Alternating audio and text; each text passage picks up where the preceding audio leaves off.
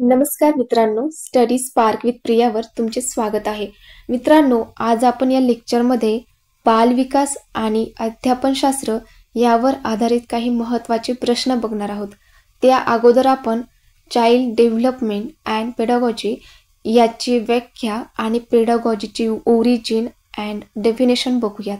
तर मित्रांनो, बालविकास म्हणजे काय? तर याचा अर्थ होतो बालकाच्या जन्मपूर्व अवस्थेपासून ते पौगंड अवस्थेपर्यंत होणारा शारीरिक, मानसिक आणि सामाजिक आणि भावनिक बदल. मित्रांनो, यामध्ये आपण बालकाची वाढ कशी होते, विकास आणि परिपक्वता या 3 संकल्पनांचा अभ्यास करतो. बालविकास शिकण्यामागचा उद्देश बालकांचा विकास योग्य दिशेने होत आहे की नाही हे समजून घेणे आणि त्यावर अभ्यास करणे. त्यानंतर अध्यापनशास्त्र म्हणजे पेडागॉजी याचा अर्थ होतो मुलांचे शिक्षण कसे प्रभावीपणे करावे यासाठी वापरल्या जाणाऱ्या पद्धती, तंत्रे आणि धोरणे म्हणजे अध्यापनशास्त्र. अध्यापनशास्त्राचा उद्देश प्रत्येक बालकाच्या शिकण्याच्या ज्या पद्धती आहेत त्या वेगवेगळ्या असतात. कोणाला खूप लवकर समजते तर कोणाला तीच गोष्ट समजायला वेळ लागतो. तर अशा हे सर्व गोष्टी लक्षात घेऊन त्यांच्या गरजानुसार त्यांना शिक्षण देणे हा अध्यापनशास्त्राचा उद्देश आहे. पेडागॉजी हा शब्द ग्रीक भाषेतून आला आहे आणि पेडागॉजी तर यामध्ये PAIS म्हणजे चाइल्ड अँड अगोगोस म्हणजेच लीडर किंवा गाईड. तर मित्रांनो, हा जो शब्द आहे पेस प्लस अगोगोस म्हणजेच पेडागॉजी म्हणजेच याचा अर्थ असा होतो की मुलांना मार्गदर्शन करणारा. सुरुवातीला पेडागॉजी म्हणजे मुलांना मार्गदर्शन करणारा असाच अर्थ होता. प्राचीन ग्रीसमध्ये पेडागॉगोस हा असा दास किंवा स्लेव होता जो मुलांना शाळेत घेऊन जायचा आणि त्यांची देखरेख करायचा.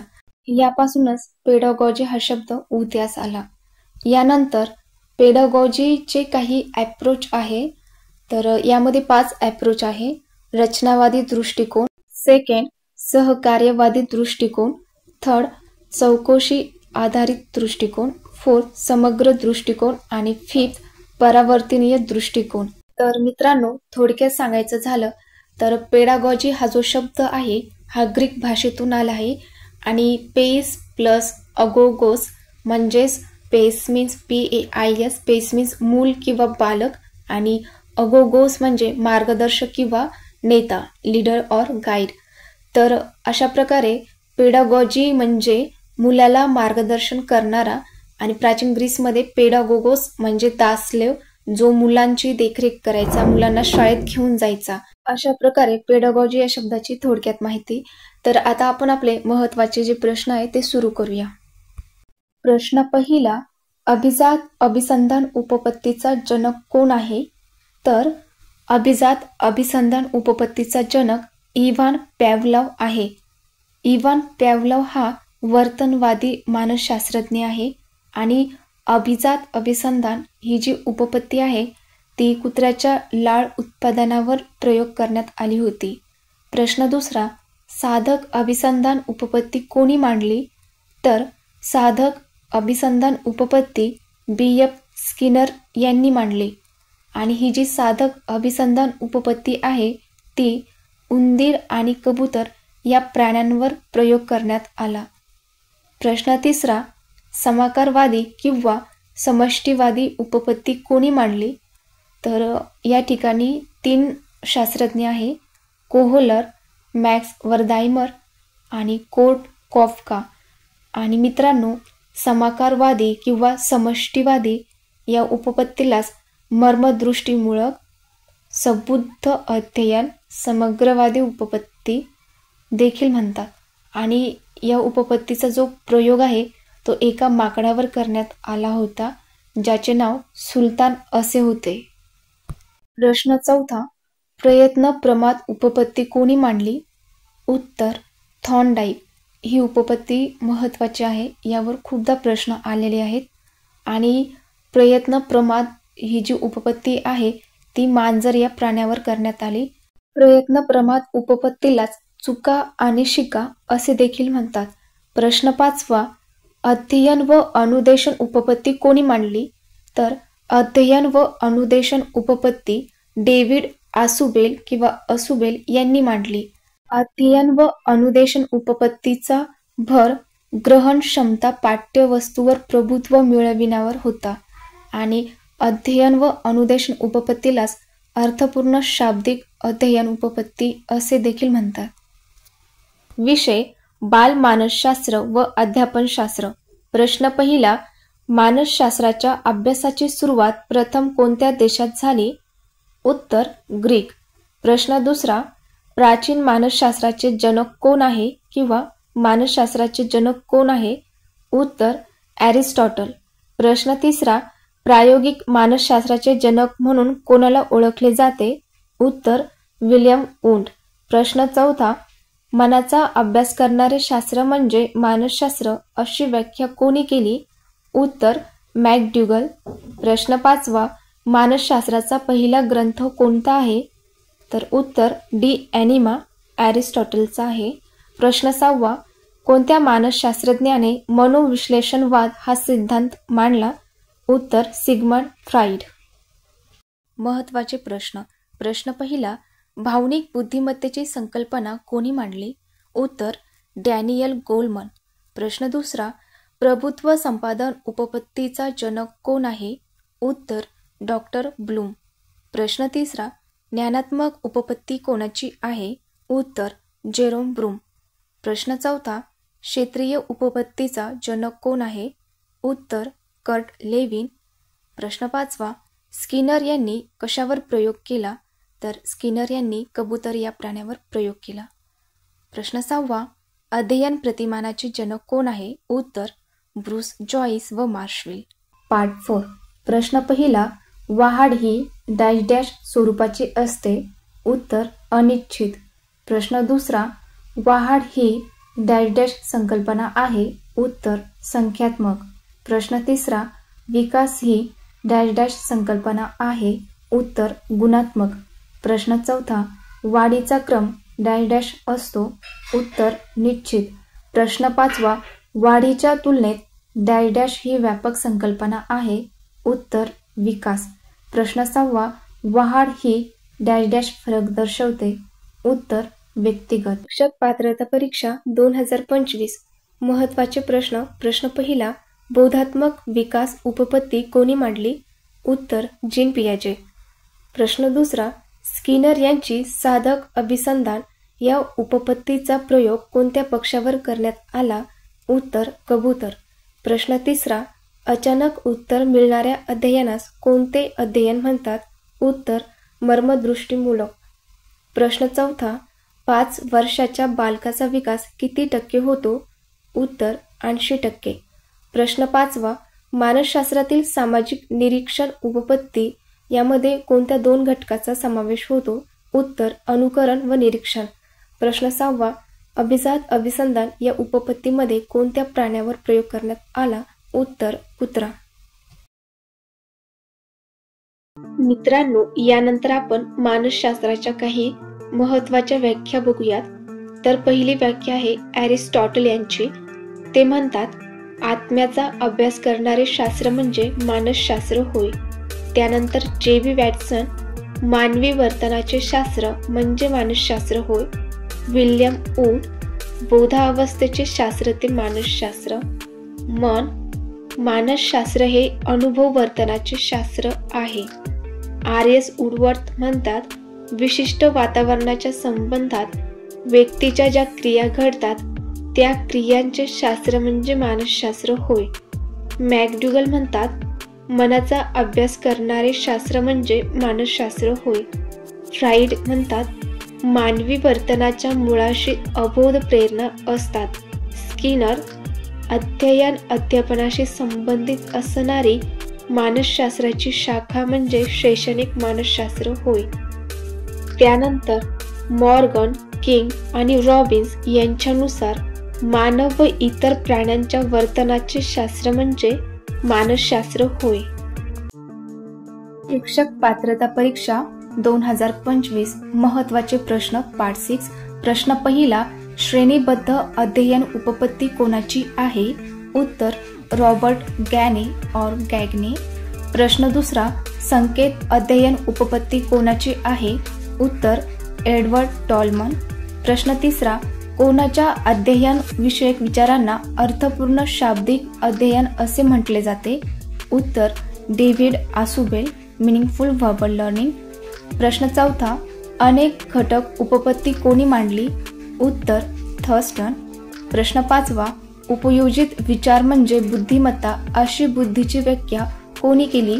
उत्तर ॲडम्स.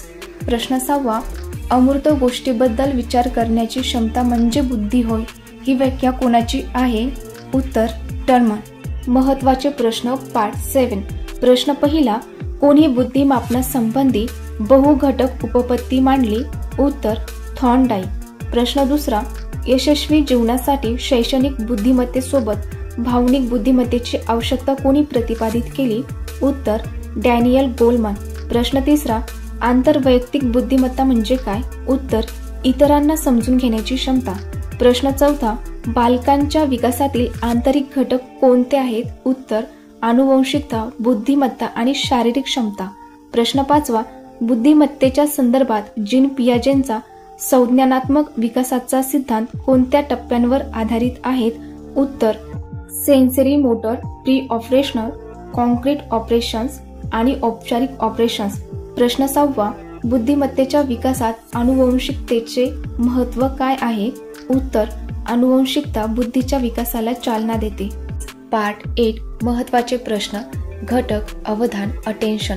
प्रश्न पहिला, कोणतीही गोष्ट जाणून घेण्यासाठी मनाने केलेली धडपड म्हणजे अवधान होय ही व्याख्या कोणी केली? उत्तर रॉस. प्रश्न दुसरा, जाणीवेचे केंद्रीकरण म्हणजे अवधान असे कोणी म्हटले? उत्तर टिचनेर. तसेच त्यांनी जाणीवपूर्वक एखाद्या गोष्टीवर मन एकटवणे असे देखील सांगितले आणि शिकण्याच्या प्रक्रियेत अवधान हा सर्वात महत्त्वाचा घटक मानला जातो. प्रश्न तिसरा, एबिंगहॉस या मानसशास्त्रज्ञाने कशाचा अभ्यास केला? उत्तर अवधान. प्रश्न चौथा, अवधानाचे प्रमुख प्रकार कोणते? उत्तर ऐच्छिक, अनैच्छिक आणि अभ्यासात अवधान. प्रश्न पाचवा, गरजांची श्रेणीबद्ध रचना कोणी तयार केली? उत्तर Abraham Maslow, hierarchy of needs.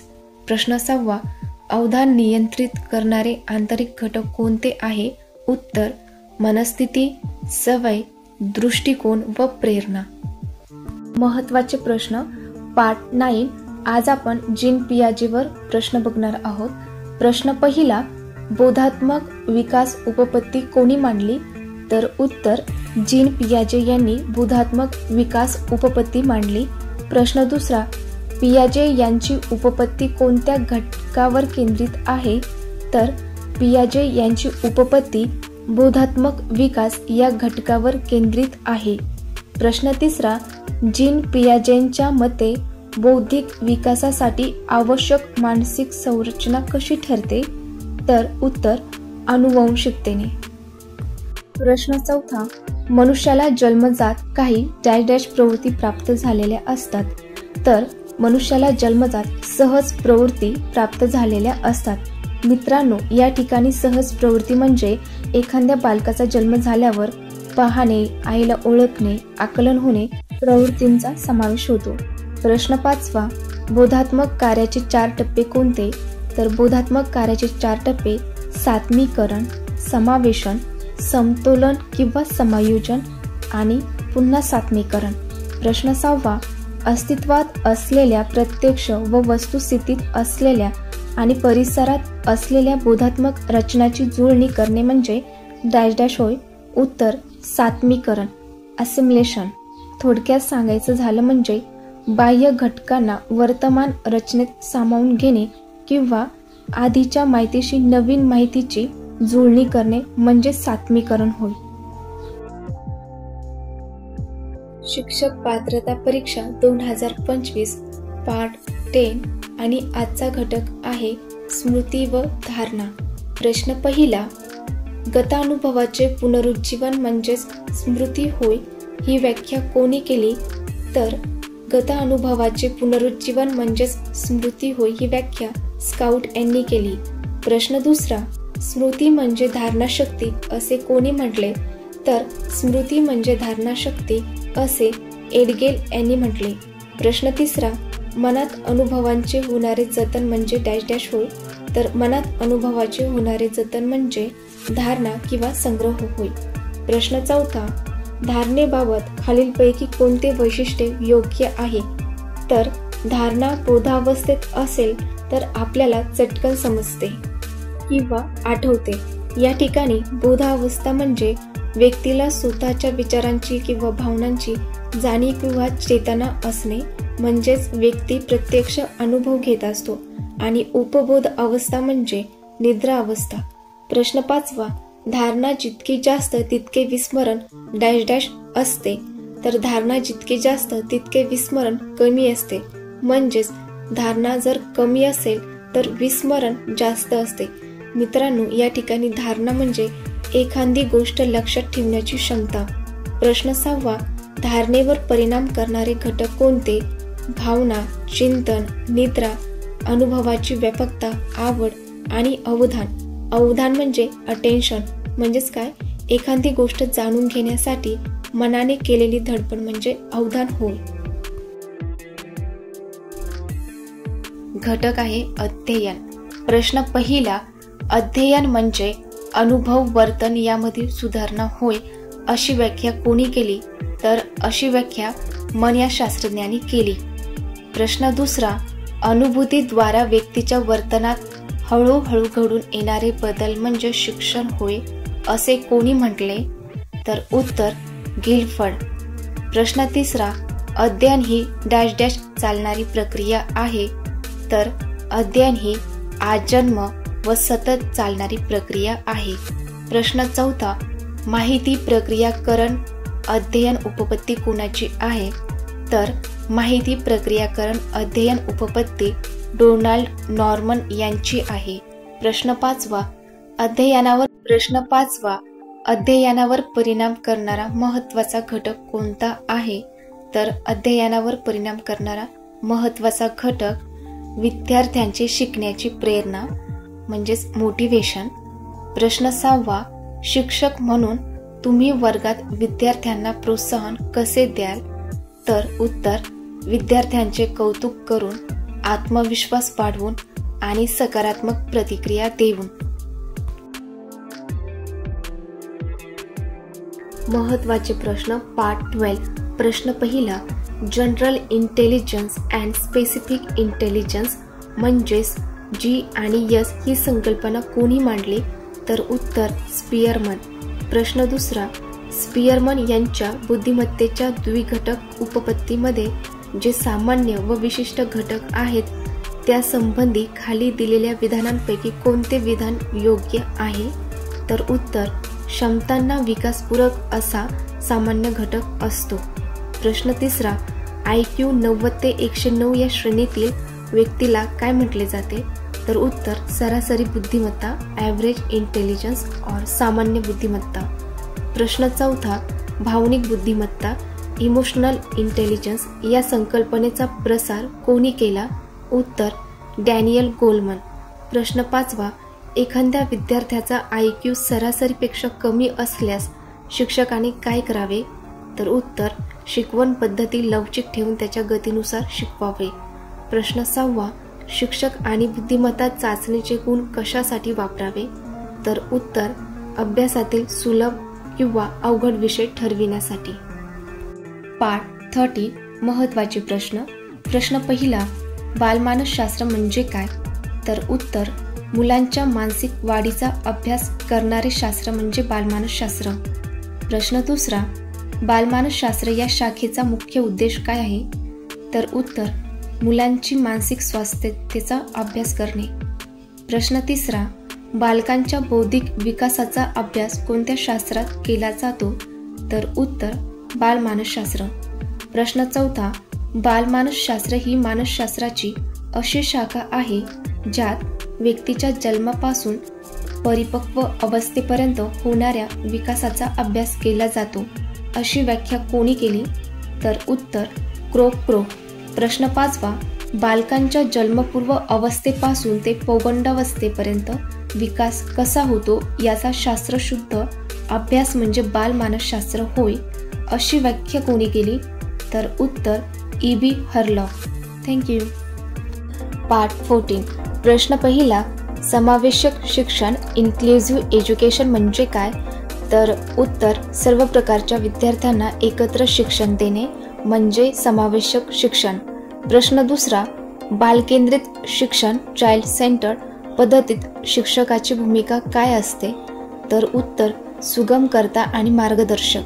प्रश्न तिसरा, राष्ट्रीय शिक्षण धोरण 2020 नॅशनल एज्युकेशन पॉलिसी नुसार शिक्षणाचा उद्देश काय आहे? तर उत्तर सर्वांगीण विकास. प्रश्न चौथा, बालकांमध्ये सृजनशीलता क्रिएटिव्हिटी विकसित करण्यासाठी शिक्षकांनी काय करावे? तर उत्तर कल्पनाशक्ती आणि विचारांना प्रोत्साहन द्यावे. प्रश्न पाचवा, मानसिक आरोग्य मेंटल हेल्थ चांगले राखण्यासाठी खालीलपैकी कोणता उपाय योग्य आहे? तर उत्तर शारीरिक व्यायाम आणि योग्य आहार. पार्ट 15. प्रश्न पहिला, शालेय अभ्यासक्रमात कार्यानुभवाचा समावेश करण्याची शिफारस कोणी केली होती? तर उत्तर कोठारी आयोग. प्रश्न दुसरा, कोठारी आयोगाची स्थापना केव्हा झाली? तर उत्तर 14 जुलै 1964. प्रश्न तिसरा, कोणत्या देशामध्ये सर्वप्रथम दूर शिक्षण पद्धतीचा अवलंब करण्यात आला? तर उत्तर स्वीडन. प्रश्न चौथा, डाल्टन पद्धतीची मांडणी कोणी केली? तर उत्तर हेलन पारखस्ट. प्रश्न पाचवा, डाल्टन योजना प्रकल्प पद्धती या कोणत्या प्रकारच्या आंतरक्रिया आकृतिबंधाची उदाहरणे आहेत? तर उत्तर विद्यार्थी प्रधान. प्रश्न सहावा, स्वर ज्ञान पद्धती कोणते कौशल्य विकसित करते? तर उत्तर वाचन. तर प्रश्न पहिला, अभिसंधित प्रतिक्रिया म्हणजे काय? तर अभिसंधित प्रतिक्रिया म्हणजे शिकून निर्माण झालेला प्रतिसाद. प्रश्न दुसरा, अंतर्दृष्टी शिक्षण मध्ये शिकण्याची प्रक्रिया कशी असते? तर अंतर्दृष्टी शिक्षण मध्ये शिकण्याची प्रक्रिया ही अचानक समाधान मिळण्याबाबत असते. प्रश्न तिसरा, शिकणे ही अशी प्रक्रिया आहे ज्याद्वारे वर्तनाची उत्पत्ती होते, ही व्याख्या कोणी केली? तर शिकणे ही अशी प्रक्रिया आहे ज्याद्वारे वर्तनाची उत्पत्ती होते, अशी व्याख्या हिलगार्ड यांनी केली. प्रश्न चौथा, बहुविध बुद्धिमत्ता सिद्धांतानुसार शिक्षकाचे मुख्य कार्य काय असते किंवा काम काय असते? तर बहुविध बुद्धिमत्ता सिद्धांतानुसार शिक्षकाचे मुख्य काम प्रत्येक विद्यार्थ्याच्या वेगवेगळ्या क्षमतेनुसार शिकवण देणे हे असते. प्रश्न पाचवा, बुद्धिमत्ता मॉडेलची रचना कोणाशी संबंधित आहे? तर बुद्धिमत्ता मॉडेलची रचना ही गिलफोर्ड यांच्याशी संबंधित आहे.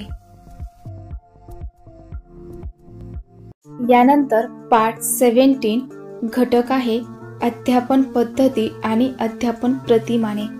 तर प्रश्न पहिला, अध्यापन पद्धती कशातून विकसित होते? तर उत्तर आहे अध्यापन पद्धती अनुभवातून विकसित होते. प्रश्न दुसरा, अध्यापन प्रतिमाने कशातून विकसित होतात? तर उत्तर आहे अध्यापन प्रतिमाने संशोधनातून विकसित होतात. प्रश्न तिसरा, अध्यापनाचा आराखडा कसा असतो?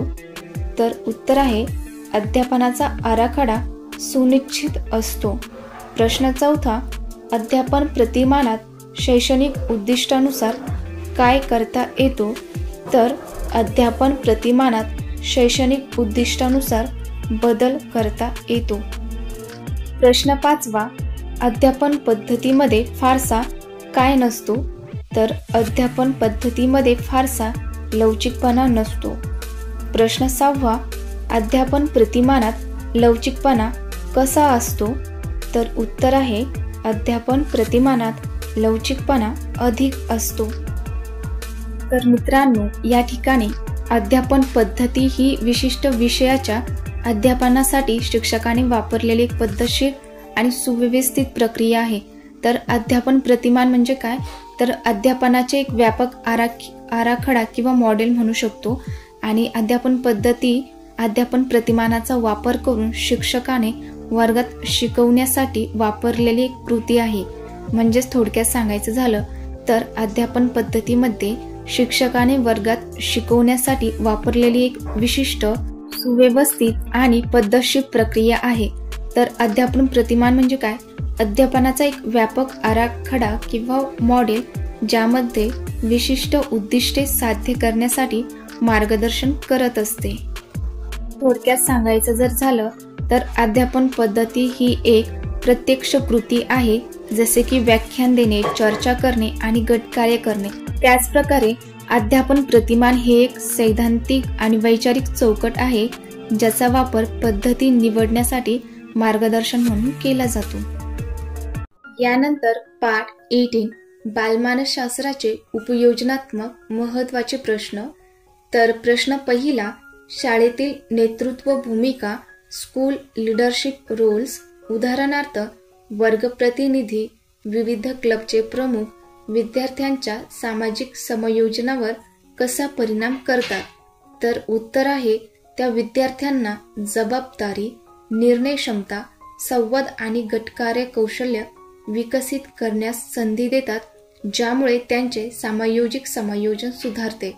तर मित्रांनो, लक्षात ठेवा, जेव्हा शाळेतील नेतृत्व भूमिका येईल तेव्हा विद्यार्थ्यांमध्ये जबाबदारी, निर्णय क्षमता, संवाद आणि गटकार्य कौशल्य विकसित होत असते. तर प्रश्न दुसरा, सामाजिक कौशल्य प्रशिक्षण, सोशल स्किल्स ट्रेनिंग विद्यार्थ्यांना सामाजिक समायोजनात कशी मदत करते. तर उत्तर आहे, विद्यार्थ्यांना संवाद, श्रवण, सहकार्य आणि संघर्ष निराकरण यांसारखी आवश्यक सामाजिक कौशल्य शिकवते. तर मित्रांनो, लक्षात ठेवा, विद्यार्थ्यांमध्ये संवाद, श्रवण, सहकार्य, संघर्ष निराकरण यांसारखी सामाजिक कौशल्य शिकवण्यासाठी सामाजिक कौशल्य प्रशिक्षण मदत करत असते. यानंतरचा प्रश्न तिसरा, शाळेतील गटकार्याचे ग्रुप वर्क्स आयोजन करताना शिक्षकाने कोणत्या गोष्टीवर भर द्यावा जेणेकरून सर्व विद्यार्थ्यांचे सामाजिक समायोजन साधले जाईल. तर उत्तर आहे, प्रत्येक सदस्याला जबाबदारी वाटून देणे आणि एकमेकांवर अवलंबून राहण्याची भावना निर्माण करणे. तर मित्रांनो, लक्षात घ्या, जेव्हा गटकार्य ग्रुप वर्क करतात तेव्हा विद्यार्थ्यांना जबाबदारी वाटून दिल्यानंतर त्यांना जबाबदारीचे भान असते, तसेच एकमेकांना मदत करावी ही देखील भावना निर्माण होते. तर प्रश्न चौथा, भावनात्मक नियमन, इमोशनल रेग्युलेशन कौशल्यामध्ये सुधारणा करण्यासाठी शिक्षकाने विद्यार्थ्यांना कोणत्या गोष्टी करण्यास प्रोत्साहित करावे. तर उत्तर आहे, भावना ओळखणे, त्यांचे विश्लेषण करणे आणि त्यांना योग्य व सामाजिकदृष्ट्या स्वीकार्य मार्गाने व्यक्त करणे. तर मित्रांनो, लक्षात ठेवा, विद्यार्थी भावना लपवतात, तर मग शिक्षकाचे हेच कार्य असते की त्या भावना ओळखणे, त्याचे विश्लेषण करणे आणि योग्य व सामाजिकदृष्ट्या स्वीकार्य मार्गाने ते त्यांना व्यक्त करायला लावणे. तर यानंतरचा प्रश्न पाचवा, शिक्षकाचा विद्यार्थ्यांशी असलेला संवाद कशा प्रकारचा असावा ज्यामुळे शिक्षण प्रक्रिया अधिक अर्थपूर्ण आणि सहभागी होईल. तर मित्रांनो, या ठिकाणी उत्तर आहे, संवादात्मक, सहानुभूतीपूर्ण आणि विद्यार्थ्यांचे मत विचारात घेणारा. तर मित्रांनो, लक्षात ठेवा, विद्यार्थ्यांमध्ये संवादात्मक म्हणजेच इंटरॅक्टिव्ह संवादामुळे विद्यार्थी प्रश्न विचारतात, तसेच त्यांच्या शंका दूर होतात आणि ते शिकण्याच्या प्रक्रियेत सक्रियपणे सामील होतात. त्यामुळे विद्यार्थ्यांचे मत विचारात घ्यावे, म्हणजेच शिक्षक आणि विद्यार्थी यामध्ये इंटरॅक्शन पाहिजे, संवाद पाहिजे, जेणेकरून शिक्षण प्रक्रिया अधिक अर्थपूर्ण आणि सहभागी होईल. आजचा पाठ 5 आहे. तर यामध्ये आपण मागील वर्षाचे प्रश्न तसेच त्यावर आधारित काही इतर प्रश्न देखील बघत असतो. तर मित्रांनो, आज आपण अवधान आणि अवधानाचे प्रकार यावर काही महत्त्वाचे प्रश्न बघणार आहोत. त्या अगोदर आपण अवधान म्हणजे काय ते बघूयात. तर मित्रांनो, अवधान म्हणजेच अटेन्शन म्हणजे काय? एखाद्या गोष्टीकडे मन देणे किंवा लक्ष देणे होय. एखादी गोष्ट जेव्हा आपण ऐकतो, पाहतो, वाचतो तेव्हा ती आपल्याला समजण्यासाठी आपले लक्ष त्या दिशेने जाते, म्हणजेच काय? अवधान. अवधानाचे उदाहरण सांगायचे झाले म्हणजे शिक्षक शिकवत असताना विद्यार्थ्यांनी वर्गाकडे लक्ष देणे म्हणजे अवधान होय. मित्रांनो, बरेचदा अवधान आणि एकाग्रता, अटेन्शन आणि कॉन्सन्ट्रेशन यामध्ये कन्फ्यूज होत असतं. तर एकाग्रता म्हणजे काय? म्हणजे एका गोष्टीत मन पूर्णपणे गुंतवणे आणि बाकी सर्व गोष्टींकडे दुर्लक्ष करणे म्हणजे एकाग्रता होय. यामध्ये मन विचलित होत नाही आणि एकाग्रता दीर्घकाळ टिकवावी लागते. अवधानामध्ये मात्र अवधान हे थोड्या वेळापुरतेही असू शकते किंवा दीर्घकाळा इतकेही असू शकते. एकाग्रतेचं जर एक्झाम्पल द्यायचं झालं तर आपण जेव्हा एखादे गणिताचे कठीण उदाहरण सोडवतो तेव्हा आपण फक्त त्या उदाहरणावर मन केंद्रित करतो. सपोज एखादं सूत्र वगैरे आठवायचं असेल, नेक्स्ट स्टेप कशी असेल, तसेच ज्या क्रिया असतात गणितामध्ये त्यामध्ये आपलं सर्व कॉन्सन्ट्रेशन असतं. तर मित्रांनो, थोडक्यात सांगायचं झालं म्हणजे अवधान म्हणजे अटेन्शन म्हणजेच लक्ष आणि एकाग्रता म्हणजे कॉन्सन्ट्रेशन म्हणजे एखाद्या गोष्टीवर जाणीवपूर्वक त्याच गोष्टीवर लक्ष देणे आणि इतर गोष्टींकडे पूर्णतः दुर्लक्ष होणे. अवधानामध्ये मात्र आपलं लक्ष थोडंसं विचलित होऊ शकतं, जसे की क्लासमध्ये होत असतं आणि जसं की आता व्हिडिओ बघताना देखील तुमचं होत असेल. बाहेरचा आवाज वगैरे किंवा घरांमध्ये जे आजूबाजूला आवाज होत राहते त्यामुळे, टीव्हीचा आवाज, इतर मोबाईलचा आवाज यामुळे आपलं अवधान विचलित होऊ शकतं. मात्र तुम्ही जर गणित सॉल्व्ह करत असाल तर तुम्हाला कितीही आवाज वगैरे आले तरी तुमचं पूर्ण लक्ष त्या गणित सॉल्व्ह करण्यामध्येच राहतं. तर हा अवधान आणि एकाग्रता, अटेन्शन आणि कॉन्सन्ट्रेशन मध्ये थोडक्यात फरक आहे. तर यानंतर आपण अवधानाच्या व्याख्या बघूयात ज्या मानसशास्त्रज्ञांनी दिल्या आहेत. तर रॉस यांची व्याख्या, कोणतीही गोष्ट जाणून घेण्यासाठी मनाने केलेली धडपड म्हणजे अवधान होय. आणि टिचनर यांची व्याख्या, अवधान म्हणजे जाणीवेचे केंद्रीकरण होय. तर मित्रांनो, थोडक्यात अवधान ही जी प्रक्रिया आहे ती निवडपूर्ण प्रक्रिया आहेत आणि अवधानासाठी एखादी वस्तू डोळ्यासमोर असलीच पाहिजे असे नाही. जसे की तुम्ही एखादं जेव्हा काम करता तेव्हा तुम्हाला अचानक एखादी गोष्ट लक्षात येते म्हणजेच अवधानात येते.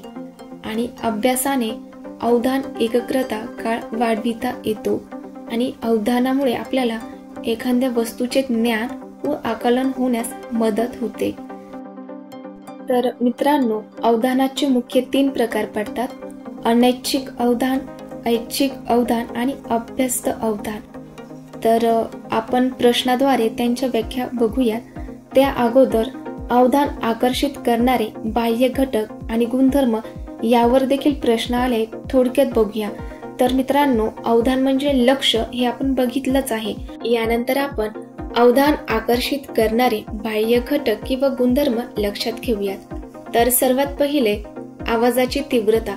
मित्रांनो, जेव्हा विद्यार्थी वर्गामध्ये शिकत असतात तेव्हा अचानक वाहनांची आवाज किंवा कारखान्याची आवाज किंवा इतर कोणत्याही घटकाचे जेव्हा आवाज येतात त्यामुळे शिकत असताना त्यांना डिस्टर्ब होत असते, म्हणजेच काय, अवधान विचलित होत असते.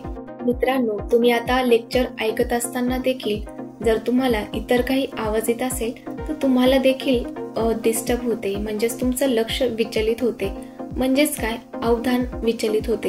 आणि हा अवधान विचलित करणारा एक बाह्य घटक आहे. यानंतरचा एक बाह्य घटक आकार आणि परिवर्तन.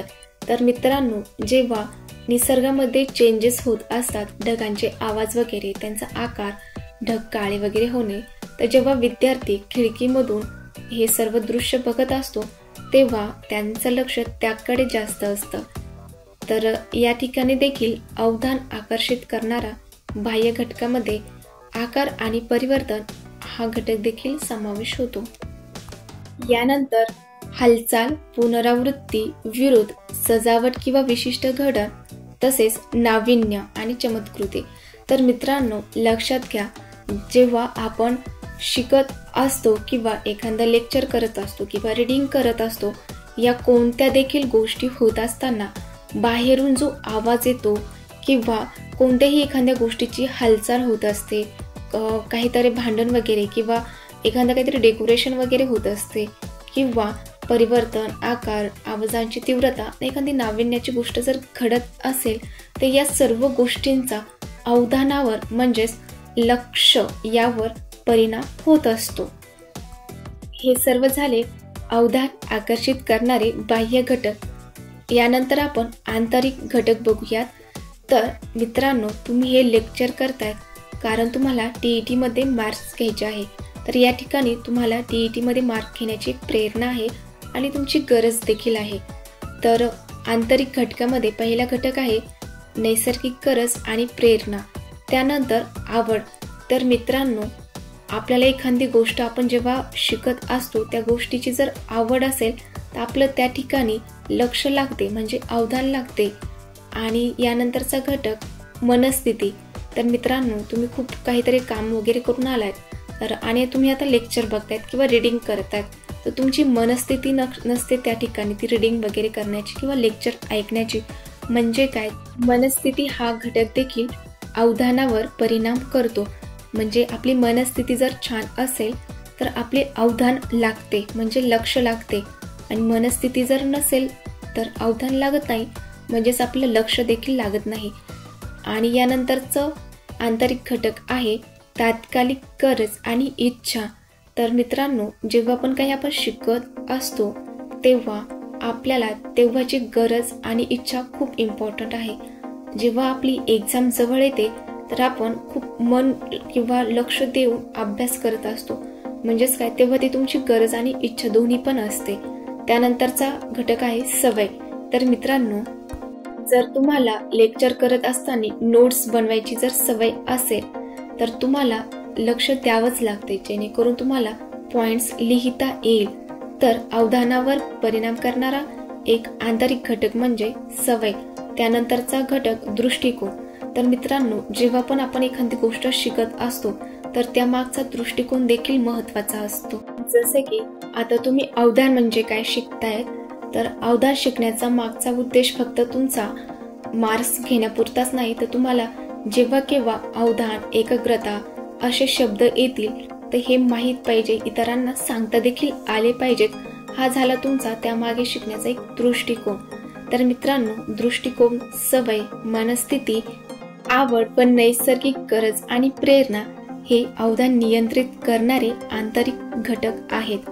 तर मित्रांनो, यानंतर आपण अवधानावर आधारित काही महत्त्वाचे प्रश्न बघूयात. तर प्रश्न पहिला, एखादा गायक किंवा चित्रकार आपल्या कलेत इतका रमून जातो की त्याला स्थळ काळाचे भान राहत नाही. या प्रकारच्या अवधानाला काय म्हणतात? तर या प्रकारच्या अवधानाला अभ्यस्त अवधान म्हणतात. प्रश्न दुसरा, जाणीवपूर्वक, प्रयत्नपूर्वक एखाद्या गोष्टीवर लक्ष केंद्रित करणे या प्रकारचे अवधान कोणत्या प्रकारचे आहे? तर यालाच ऐच्छिक अवधान म्हणजेच व्हॉल्युंटरी अटेन्शन म्हणतात. प्रश्न तिसरा, एखाद्या आवडीच्या कामात इतके रमणे की विशेष प्रयत्न न करता सतत लक्ष केंद्रित राहते या प्रकारच्या अवधानाला काय म्हणतात? तर उत्तर आहे अभ्यस्त अवधान, हॅबिच्युअल और नॉन व्हॉल्युंटरी अटेन्शन.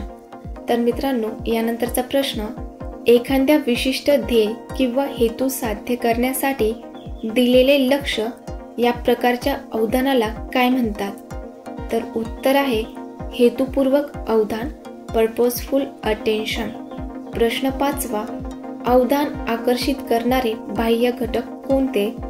तर मित्रांनो, आपण बघितले की बाह्य घटक जर म्हटलं तर आवाजाची तीव्रता किंवा आकार, पुनरावृत्ती, नाविन्य, हालचाल, परिवर्तन आणि सजावट इत्यादी घटक अवधान आकर्षित करणारे बाह्य घटक आहेत.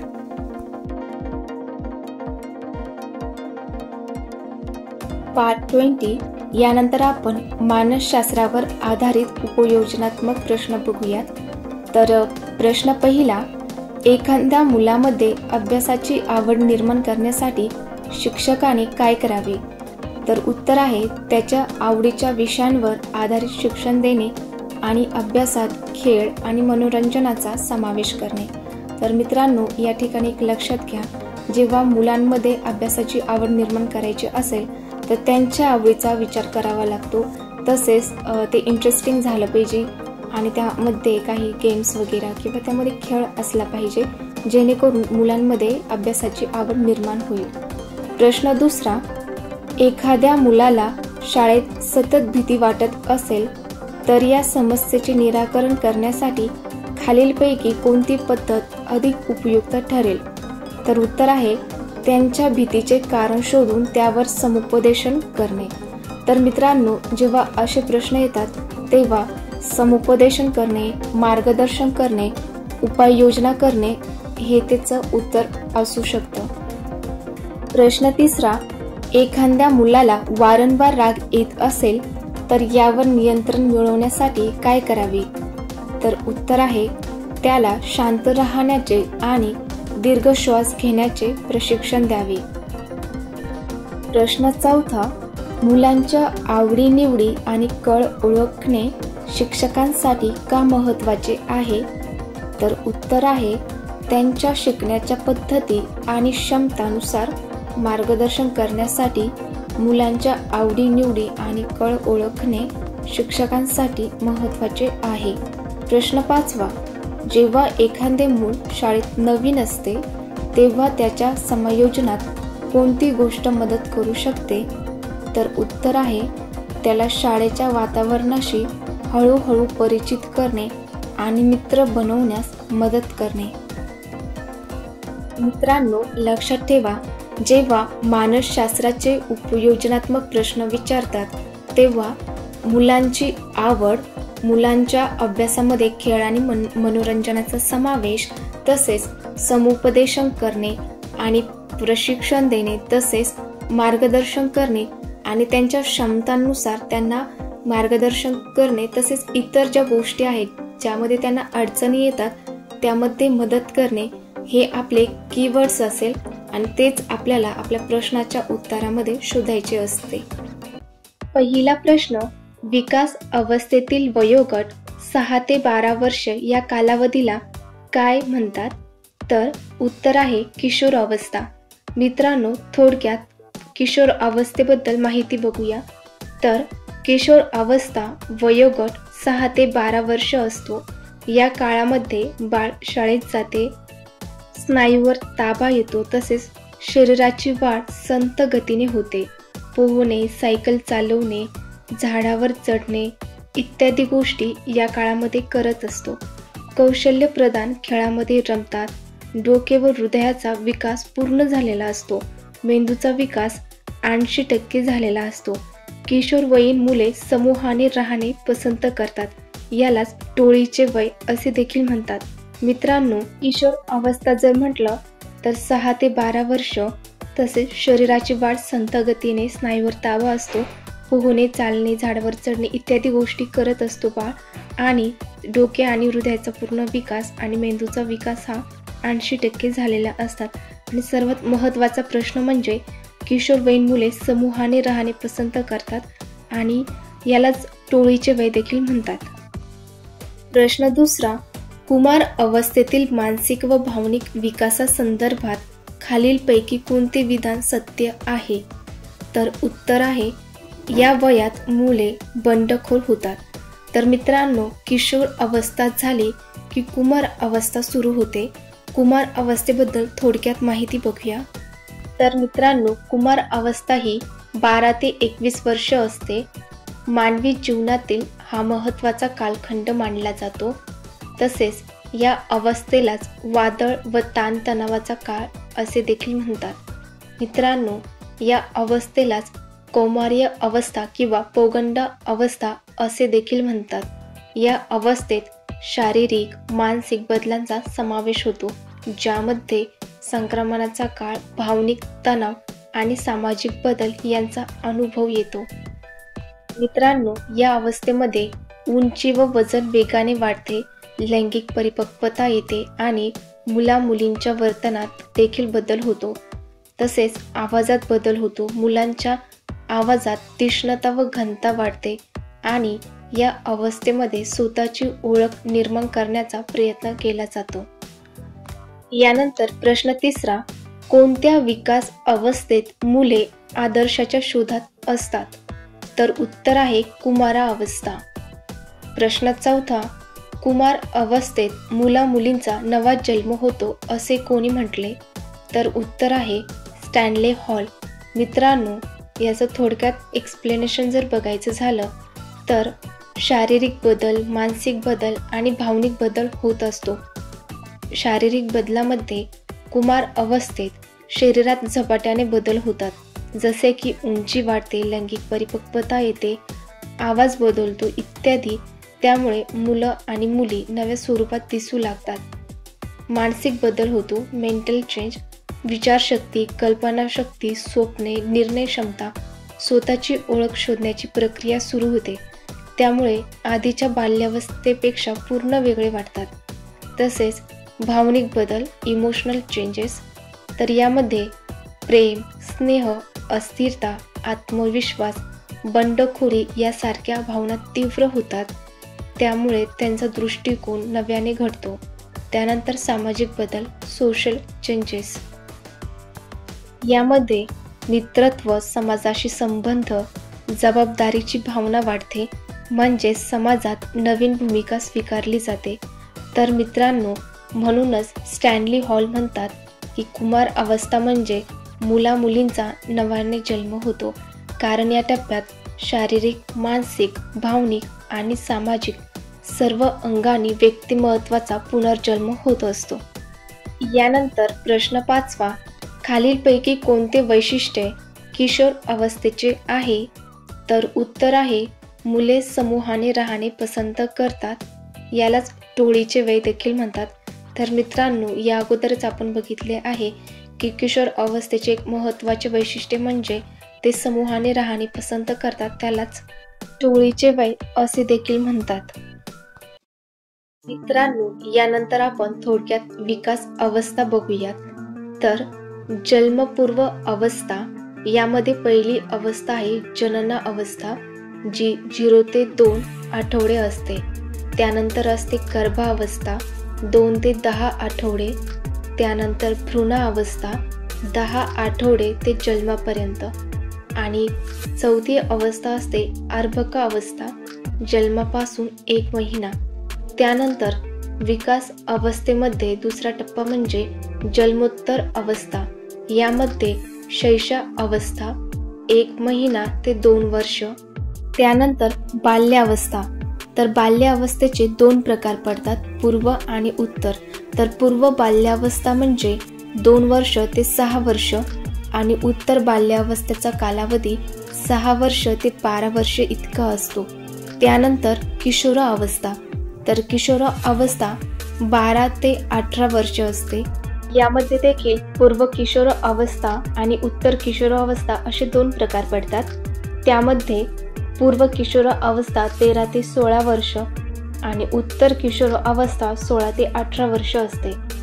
यानंतर कुमारा अवस्था 12 ते 21 वर्ष.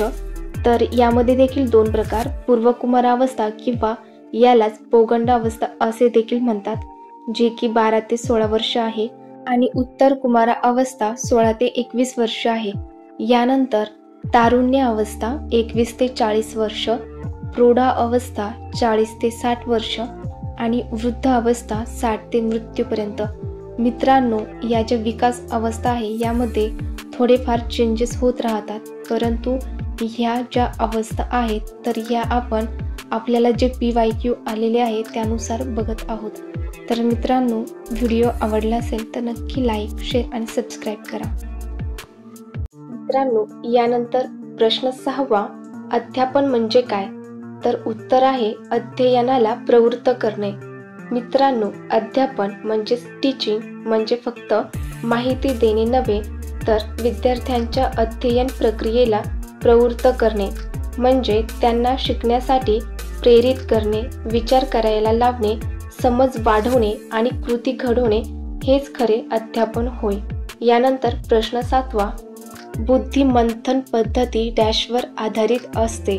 तर उत्तर आहे मुख्यतः विचार मंथन, चिंतन आणि बुद्धीच्या उपयोगावर. तर मित्रांनो, बुद्धिमंथन पद्धती म्हणजे काय, तर याला ब्रेनस्टॉर्मिंग मेथड असे म्हणतात. ही शिकविण्याची आणि शिकण्याची एक सृजनशील व सहभागात्मक पद्धत आहे. या पद्धतीत विद्यार्थ्यांना एखाद्या विषयावर स्वतःच्या कल्पना, विचार आणि मते मुक्तपणे मांडण्याची संधी दिली जाते. मित्रांनो, या पद्धतीचा उद्देश विद्यार्थ्यांच्या विचारशक्तीचा विकास करणे, नवीन कल्पना शोधणे आणि समस्येचे निराकरण सामूहिकपणे शोधणे हे आहे. थोडक्यात सांगायचं झालं म्हणजे बुद्धिमंथन पद्धती ही अध्यापनाची अशी पद्धत आहे जिच्या मदतीने विद्यार्थी स्वयंस्फूर्तीने विचार करतात आणि समस्या सोडविण्यासाठी नवनवीन कल्पना मांडतात. यानंतर प्रश्न 8वा, किशोर अवस्थेतील मुलांच्या विकासासाठी शिक्षकाने खालीलपैकी कोणत्या गोष्टी करणे आवश्यक आहे, तर उत्तर आहे अक्षरांना योग्य वळण लावणे, शुद्ध व स्पष्ट उच्चारासहित पाठांतर करणे, मुलांच्या सर्जनशीलता वाढीसाठी उपक्रम राबविणे. मित्रांनो, या ठिकाणी अक्षरांना योग्य वळण लावणे म्हणजे लेखन कौशल्य आणि एकाग्रता वाढते. दुसरं म्हणजे शुद्ध व स्पष्ट उच्चारासह पाठांतर केल्याने भाषिक विकास आणि आत्मविश्वास वाढतो. तसेच तिसरा घटक सर्जनशीलतेच्या वाढीसाठी उपक्रम, तर यामध्ये कलात्मक विचारशक्ती आणि समस्या सोडविण्याची क्षमता विकसित होते. म्हणजेच काय, तर किशोर अवस्थेतील मुलांच्या विकासासाठी शिक्षकाने अक्षरांना योग्य वळण लावणे, शुद्ध व स्पष्ट उच्चारासह पाठांतर घडवून आणणे, तसेच मुलांच्या सर्जनशीलतेच्या वाढीसाठी विविध उपक्रम राबविणे आवश्यक आहे. यासोबतच विचारमंथन, गटचर्चा, प्रकल्प कार्य आणि खेळाच्या माध्यमातून शिकण्याच्या संधी उपलब्ध करून देऊन विद्यार्थ्यांचा सर्वांगीण विकास साधावा. यानंतर प्रश्न 9वा, व्यक्ती विकासासंदर्भात खालीलपैकी कोणते विधान योग्य आहे, तर उत्तर आहे विकासावर अनुवंश आणि परिसर यांचा पूरक प्रभाव असतो. मित्रांनो, या ठिकाणी अनुवंशाचा प्रभाव म्हणजे काय, तर व्यक्तीच्या जन्मजात गुणधर्मावर, उदाहरणार्थ बुद्धिमत्ता, उंची, रंग, स्वभावाची मूलभूत रचना, अनुवंशाचा प्रभाव असतो. हे गुण आईवडिलांकडून म्हणजेच वारसा हक्काने मिळतात. उदाहरणार्थ मुलगा आईसारखा कलात्मक आणि वडिलांसारखा शांत स्वभावाचा असू शकतो. त्यानंतर परिसराचा प्रभाव, व्यक्ती ज्या घर, शाळा, समाज, संस्कृती, मित्रपरिवार मध्ये राहते त्या वातावरणाचा तिच्या किंवा त्याच्या वर्तनावर आणि विकासावर परिणाम होतो. म्हणजे काय, तर चांगला परिसर असेल तर गुण अधिक विकसित होतात आणि वाईट वातावरणात ते दडपले जातात. उदाहरणार्थ प्रोत्साहन देणाऱ्या शिक्षकामुळे विद्यार्थ्यांचा आत्मविश्वास व सर्जनशीलता वाढते. आता पूरक संबंध म्हणजे काय, तर मित्रांनो, अनुवंश व्यक्तीला क्षमता देतो आणि परिसर त्या क्षमतांचा विकास करण्याची संधी देतो. म्हणूनच दोघांचा परस्पर पूरक संबंध आहे. यानंतर प्रश्न 10वा, बालकांमध्ये संवेदना, तर्क, अनुमान इत्यादींची बौद्धिक तयारी झाल्यामुळे कोणत्याही घटनेचे विश्लेषण तर्काच्या आधारे करून लावणे हे खालीलपैकी कोणत्या विकास अवस्थेतील बालकांमध्ये आढळते, तर उत्तर आहे किशोरावस्था. आज पार्ट 7. तर आजचा आपला घटक असणार बुद्धिमत्ता. तसेच स्पियरमन, थॉर्नडाईक, थर्स्टन आणि गिलफर्ड यांचे एक्झाम पॉईंट ऑफ व्ह्यू जे महत्त्वाचे पॉईंट्स असेल फक्त आपण तेच बघणार आहोत. तर मित्रांनो, लेक्चर शेवटपर्यंत नक्की बघा. तर मित्रांनो, सर्वात पहिले आपण प्रश्न बघूयात आणि त्यानंतर मग आपण त्यांच्या ज्या उपपत्त्या आहेत त्याबद्दल थोडक्यात माहिती घेऊया. तर प्रश्न पहिला, बुद्धिमत्ता म्हणजे बदलत्या परिस्थितीत नव्या गरजा भागविण्यासाठी वेगवेगळ्या प्रकारे विचार करण्याची शक्ती होय. अशी व्याख्या कोणी केली, तर उत्तर आहे स्टर्न. प्रश्न दुसरा, पूर्वानुभवाच्या आधारे नैसर्गिक कल सुधारण्याची क्षमता म्हणजे बुद्धी होय. अशी व्याख्या कोणी केली, तर उत्तर आहे मॅकडूगल. यानंतर प्रश्न तिसरा, डॅश बुद्धिमत्ता म्हणजे स्वतःच्या आणि इतरांच्या कृती समजून घेण्याची क्षमता होय. तर सामाजिक बुद्धिमत्ता म्हणजे स्वतःच्या आणि इतरांच्या कृती समजून घेण्याची क्षमता होय. प्रश्न 4, तार्किक विचार करणे, कोणत्याही गोष्टीची चिकित्सा करणे, कोणत्याही घटनेचा कार्यकारण भाव शोधणे इत्यादींचा समावेश कोणत्या बुद्धिमत्तेमध्ये होतो? तर उत्तर आहे तार्किक बुद्धिमत्ता.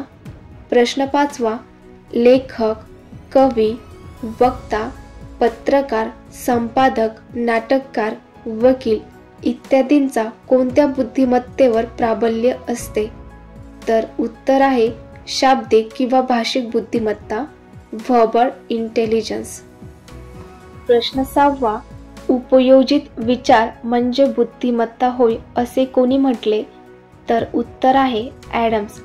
प्रश्न 7, बुद्धिमत्ता म्हणजे अमूर्त पातळीवर विचार करण्याची क्षमता होय असे कोणी म्हटले? तर उत्तर आहे टर्मन. त्यानंतर बुद्धिमत्ता म्हणजे निर्णय क्षमता, सामान्य ज्ञान, पुढाकार होण्याची वृत्ती, समायोजन क्षमता, योग्य निर्णय व तर्कसंगत विचार करण्याची व आकलन करण्याची क्षमता होय. तर असे कोणी म्हटले? तर उत्तर आहे आल्फ्रेड बिने. यानंतर प्रश्न 9, बुद्धिमत्ता म्हणजे सापेक्षदृष्ट्या नव्या परिस्थितीशी यशस्वीपणे समायोजन करण्याची क्षमता होय असे कोणी म्हटले? तर उत्तर आहे विल्यम जेम्स ॲन्नव. मित्रांनो, यानंतर प्रश्न 10, डॅशच्या मते बुद्धिमत्तेस वास्तवतेच्या दृष्टीने केलेली योग्य प्रतिसाद शक्ती मानलेले आहे. तर उत्तर आहे थॉर्नडाईक. थॉर्नडाईकच्या मते बुद्धिमत्तेस वास्तवतेच्या दृष्टीने केलेली योग्य प्रतिसाद शक्ती मानलेली आहे. तर मित्रांनो, अशा प्रकारे आपण 10 प्रश्नांमधून बुद्धिमत्तेच्या ज्या व्याख्या आहेत त्या बघितल्या आहेत. तर मित्रांनो, नेमकं बुद्धिमत्ता म्हणजे काय? तर परिस्थितीशी समायोजन साधणे, पूर्व अनुभवाचा उपयोग करणे, अमूर्त विचार करणे, नवीन ज्ञान संपादन करणे, गरजेनुसार परिस्थितीत बदल करणे, स्वतःच्या कृतीची चिकित्सा करणे इत्यादी कार्यांसाठी व्यक्तीमध्ये असणारी जी क्षमता असते त्यालाच बुद्धिमत्ता असे म्हणतात. तर मित्रांनो, बुद्धिमत्ता अत्यंत गुंतागुंतीची समस्या आहे. बुद्धिमत्तेसंदर्भात विविध मानसशास्त्रज्ञांनी विविध उपपत्त्या मांडल्या. तर आपण थोडक्यात बघूया. तर सर्वात पहिले आपण स्पियरमन यांची उपपत्ती बघूया. मित्रांनो, स्पियरमन यांचा द्विघटक सिद्धांत आहे, 2 फॅक्टर थेरी. तर मित्रांनो, स्पियरमन हे इंग्लिश मानसशास्त्रज्ञ आहे. 1904 साली बुद्धिमत्ता म्हणजे एक सामान्य क्षमता या निष्कर्षाला विरोध करण्याच्या उद्देशाने त्यांनी हा सिद्धांत मांडला. बुद्धिमत्तेचे सामान्य घटक जनरल फॅक्टर आणि विशिष्ट घटक स्पेसिफिक फॅक्टर असे 2 घटक त्यांनी सांगितले. त्यांच्या मते प्रत्येक बौद्धिक कार्यात सामान्य घटक हा कमी जास्त प्रमाणात असतोच आणि कार्याच्या स्वरूपानुसार विशिष्ट घटकही असतो. तर मित्रांनो, या ठिकाणी स्पियरमन म्हणतात सर्वसाधारण घटक जी हा बुद्धिमत्ता निश्चित करणारा महत्त्वाचा घटक होय. या घटकाच्या मदतीने विविध कल्पनांमधील संबंध शोधण्यात तसेच अनुमान काढण्यात व्यक्तिव्यक्तीत फरक दिसून येतो. प्रत्येक व्यक्तीत जी S1, S2, S3 इत्यादी घटकांचे प्रमाण वेगवेगळे असते. त्यामुळे वेगवेगळ्या क्षेत्रात विशेष प्रावीण्य मिळविणाऱ्या व्यक्ती आपणास दिसून येतात. तर मित्रांनो, या ठिकाणी आपण उदाहरण बघूया. सचिन तेंडुलकर यांना क्रिकेटच्या सर्व क्षेत्रात फलंदाजी, रणनीती, एकाग्रता, निर्णय क्षमता, उत्कृष्ट ज्ञान आहे. म्हणजेच त्यांच्याकडे सामान्य घटक जी फॅक्टर मजबूत आहे, कारण ते विविध क्रिकेट परिस्थितीमध्ये हुशारीने काम करतात. त्याचबरोबर क्रिकेटसाठीचा विशिष्ट घटक म्हणजे स्पेसिफिक फॅक्टर यस फॅक्टर सुद्धा अत्यंत मजबूत आहे, कारण ते त्यांची खास कौशल्याची दिशा आहे.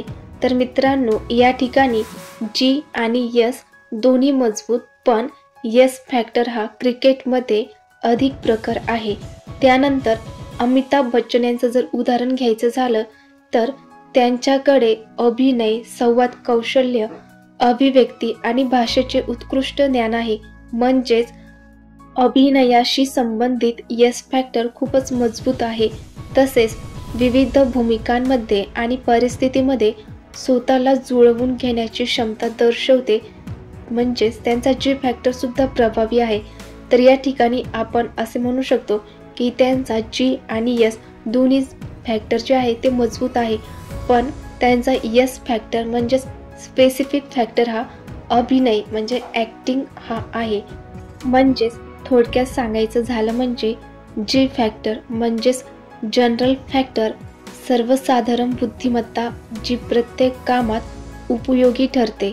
या घटकाच्या मदतीने व्यक्ती विविध संकल्पनांमधील संबंध ओळखतो, तर्क करते आणि योग्य निष्कर्ष काढते. उदाहरणार्थ, जो विद्यार्थी सर्व विषयात चांगला असतो त्याचा जी फॅक्टर मजबूत असतो. दुसरा म्हणजे यस फॅक्टर, जो विशिष्ट कार्यासाठी असतो. जसे की काही लोक गणितात, काही संगीतात आणि काही अभिनयात उत्कृष्ट असतात. म्हणजेच एखाद्या विशिष्ट क्षेत्रात प्रावीण्य देणारा घटक म्हणजे यस फॅक्टर होय, म्हणजे स्पेसिफिक फॅक्टर होय. जसे की आपण उदाहरण बघितलं की सचिन तेंडुलकर यांचा यस फॅक्टर हा क्रिकेटसाठी आहे, अमिताभ बच्चन यांचा यस फॅक्टर हा अभिनयासाठी आहे आणि लता मंगेशकर यांचं जर सांगायचं झालं तर त्यांचा यस फॅक्टर म्हणजे स्पेसिफिक फॅक्टर हा गायनासाठी प्रखर आहे.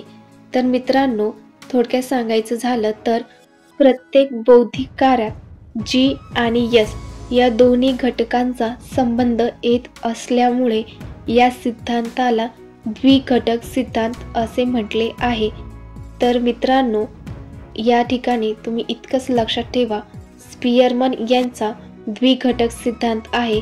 त्या द्विघटकामध्ये दोन जे घटक आहेत त्यामध्ये जी फॉर जनरल फॅक्टर आणि यस फॉर स्पेसिफिक फॅक्टर, आणि यामुळेच प्रत्येक व्यक्तीची क्षमता वेगळी दिसून येते. मित्रांनो, यानंतर थॉर्नडाईक यांची बहुघटक उपपत्ती. तर मित्रांनो, थॉर्नडाईक यांच्या मते बुद्धिमत्ता ही अनेक स्वतंत्र घटकांनी बनलेली असते. प्रत्येक बौद्धिक कार्यात स्वतंत्र असणाऱ्या शक्ती एकत्रितपणे कार्यान्वित होतात. असे थॉर्नडाईक यांच्या उपपत्तीप्रमाणे मज्जातंतू जितक्या प्रमाणात एकमेकांशी निगडीत होतात त्या प्रमाणात बुद्धी वाढते. मित्रांनो, थॉर्नडाईक यांनी स्पियरमन यांच्या सिद्धांतावर टीका केली. त्यांच्या मते बुद्धिमत्तेचे साधारण घटक आणि विशिष्ट घटक अशा प्रकारचे घटक नसतात. बुद्धिमत्ता ही गुंतागुंतीची आहे. या बौद्धिक कृतीचे वर्णन केवळ साधारण घटक आणि विशिष्ट घटक म्हणजेच जी आणि यस या घटकांनी करणे योग्य ठरणार नाही. थॉर्नडाईक यांच्या मते असे वर्णन करणे अशास्त्रीय आहे. थॉर्नडाईक यांच्या मते मन म्हणजे अनेक मानसिक क्षमतांचा एक पुंज आहे. तर मित्रांनो, या ठिकाणी पुंज म्हणजे समूह, कलेक्शन किंवा गट. तर मित्रांनो, या सर्व मानसिक क्षमता स्वतंत्र असतात, तथापि प्रत्येक बौद्धिक कार्यात त्या एकत्रितपणे कार्य करतात. म्हणजेच काय, तर मन एकसंध एकाच प्रकारचं नसून त्यात अनेक लहान लहान मानसिक क्षमतांचा, मेंटल ॲबिलिटीजचा एक समूह असतो. या सर्व क्षमतांचा एकत्रित परिणाम म्हणजे आपली एकूण बुद्धिमत्ता होय. तर मित्रांनो, थॉर्नडाईक यांची कसोटी 4 प्रमुख घटकांनी बनलेली आहे. कसोटीतील वाक्यपूर्तता, सेंटेन्स कंप्लीशन, गणिती युक्तिवाद, अरिथमॅटिकल रिझनिंग, शब्दसंपत्ती, व्होकॅब्युलरी आणि दिशानुगमन, फॉलोविंग डिरेक्शन. तर थॉर्नडाईक यांचा हा पुंज म्हणजेच ग्रुप, गट किंवा समूह CAVT म्हणून ओळखला जातो. तर या ठिकाणी CAVD म्हणजे कम्प्लिशन, अरिथमॅटिक, व्होकॅब्युलरी आणि डिरेक्शन. तर ही CAVD नावाची जी टेस्ट आहे त्यामध्ये या सर्व गोष्टींचा समावेश होतो. या 4 भागावर आधारित एक संपूर्ण बुद्धिमत्ता चाचणी असते, जी व्यक्तीची भाषिक, तर्कशक्ती, गणितीय व समज क्षमता तपासते. तर मित्रांनो, अशा प्रकारे थॉर्नडाईक यांची बहुघटक उपपत्ती.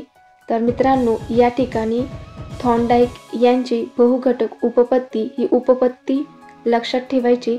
त्यानंतर त्यामध्ये जे टेस्ट म्हणजे कसोटी आणि त्याचे जे 4 प्रमुख घटक आहे त्यामध्ये कसोटीतील वाक्यपूर्तता म्हणजे सेंटेन्स कंप्लीशन, गणिती युक्तिवाद, अरिथमेटिकल रिझनिंग, शब्दसंपत्ती, व्होकॅब्युलरी आणि दिशानुगमन, फॉलोविंग डिरेक्शन म्हणजे CAVD हे लक्षात ठेवायचं. त्यानंतर थर्स्टन यांचा अनेक घटक सिद्धांत, थर्स्टन्स मल्टी फॅक्टर थेरी. तर मित्रांनो, स्पियरमन यांनी सांगितलेला G आणि S हा जो द्विघटक सिद्धांत आहे, हा सिद्धांत थर्स्टन यांना मान्य नाही. तसेच थॉर्नडाईक यांच्या मते बौद्धिक वर्तनातील अनेक स्वतंत्र घटक सिद्धांत देखील थर्स्टन यांना मान्य नाहीत. तर मित्रांनो, थर्स्टन यांच्या मते कोणत्याही बौद्धिक कार्यात एकच मूलभूत घटक असतो. या घटकाला त्यांनी प्राथमिक मानसिक क्षमतांची यादी दिली आहे.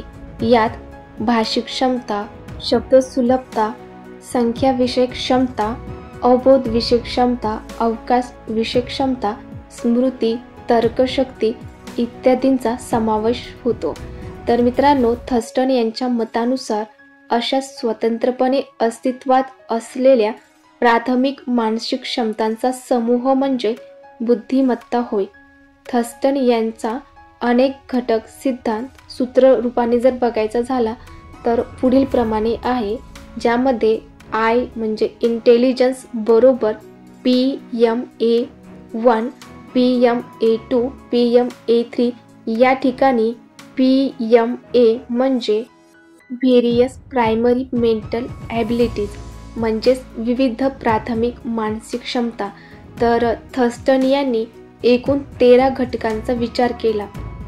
त्यापैकी 7 क्षमता त्यांनी मूलभूत मानल्या. त्या पुढील प्रमाणे. तर पहिली क्षमता आहे संख्याविषयक क्षमता, न्यूमेरिकल ॲबिलिटी. त्यानंतर स्मृती, मेमरी, भाषिक क्षमता, ॲबिलिटी इन व्हर्बल रिलेशन्स, अवकाशविषयक क्षमता, स्पेशल ॲबिलिटी, माहितीवरून अनुमान काढणे, टू सेड्यूस, अवबोधविषयक क्षमता, परसेप्च्युअल ॲबिलिटी, समस्यांची उकल, प्रॉब्लेम सॉल्व्हिंग ॲबिलिटी. तर अशा 7 मूलभूत क्षमता मांडल्या. तर बुद्धिमत्तेच्या 7 प्राथमिक मानसिक क्षमतांचे थर्स्टन यांनी वर्गीकरण केले असले तरी त्या कसोट्या दुसऱ्या गटास दिल्यावर त्या कसोट्यात सहसंबंध असल्याचे थर्स्टन यांना स्वतःलाच आढळून आले. ज्या अर्थी त्यांना असा सहसंबंध आढळून आला त्या अर्थी या 7 प्राथमिक घटकांपेक्षा वेगळा असा सामान्य घटक असला पाहिजे. याचाच अर्थ असा की बुद्धीचे वर्गीकरण करून घटक शोधण्यात थर्स्टन यांना अपयश आले आहे. त्यांनी सांगितलेला या घटकांपेक्षा आणखी काही बुद्धिमत्तेचे स्वतंत्र घटक आहेत ही टीका ध्यानात घेऊन गिलफर्ड यांनी आपल्या उपपत्तीत बुद्धिमत्तेचे एकूण 120 घटक शोधून काढले. तर मित्रांनो, अशा प्रकारे थर्स्टन यांचा अनेक घटक सिद्धांत.